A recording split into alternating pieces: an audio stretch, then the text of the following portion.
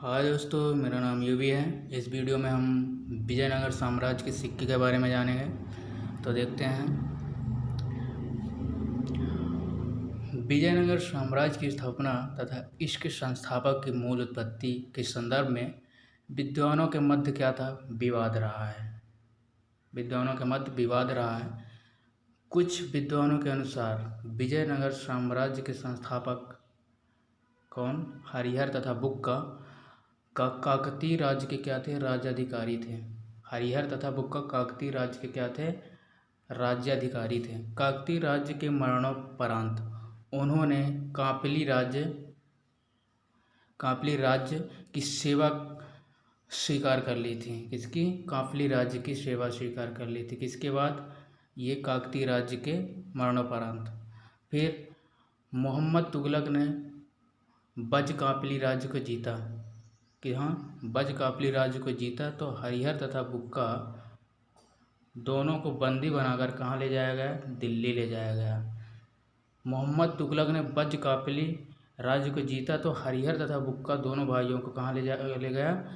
दिल्ली ले गया। तथा कुछ समय पश्चात तुगलक ने हरिहर तथा बुक्का को, किसको? दोनों भाई हरिहर तथा बुक्का को सल्तनत के सेनापति के रूप में दक्षिण भेजने का क्या किया? निर्णय लिया। फिर दक्षिण आकर के उन्होंने कांपली राज्य के विद्रोह का दमन किया। दक्षिण आकर के उन्होंने कांपली के विद्रोह का दमन किया। परंतु विद्यारण्य नामक संत के प्रभाव में आकर, एक विद्यारण्य नामक संत थे, उनके प्रभाव में आकर के उन्होंने न सिर्फ सल्तनत जिये को उतार फेंका बल्कि स्वतंत्र विजयनगर साम्राज्य की स्थापना की। ठीक है। इस प्रकार से आगे हरिहर तथा बुक्का ये दोनों भाई संगम नामक सेनानायक के पुत्र थे। किनके पुत्र थे? संगम नामक सेनानायक के पुत्र थे। अतः हरिहर तथा बुक्का संगम नाम पर इस वंश की स्थापना की थी। इसकी संगम राजवंश से विजयनगर के साम्राज्य की स्थापना की। तो चलिए देखते हैं इसमें विजयनगर साम्राज्य के सिक्के। विजयनगर साम्राज्य 14वीं से 17वीं शताब्दी, कब तक था?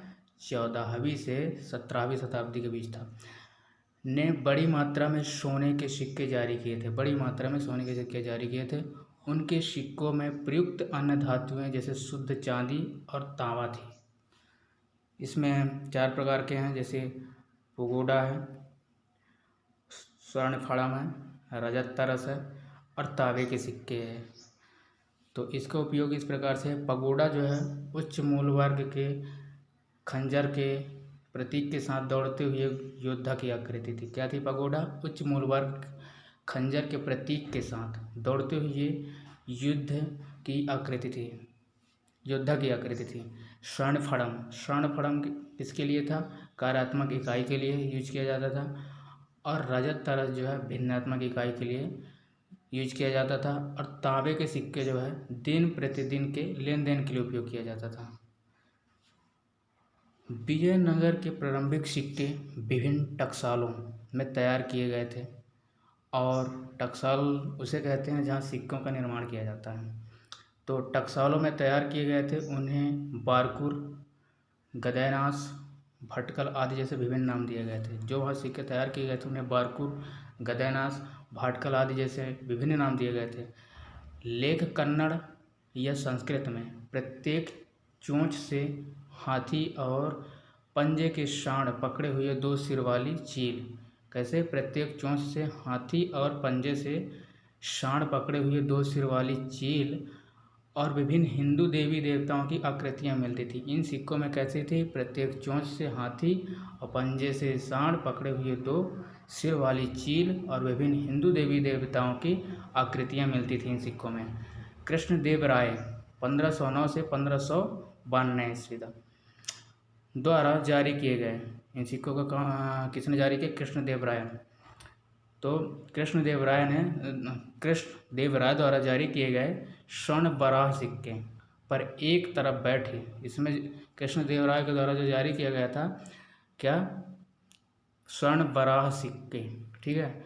एक तरफ बैठे हुए विष्णु और दूसरी तरफ जो है संस्कृत में 3 पंक्तियों का लेख प्रताप, श्री प्रताप कृष्ण राय था। एक तरफ क्या था, विष्णु, और दूसरी तरफ जो है 3 पंक्तियों में लिखे हुए लेख में क्या था, श्री प्रताप कृष्ण राय था। थैंक यू दोस्तों, यह मेरा छोटा सा वीडियो कैसे लगा आप मुझे कमेंट करके ज़रूर बताइएगा। बहुत बहुत धन्यवाद ये वीडियो देखने के लिए।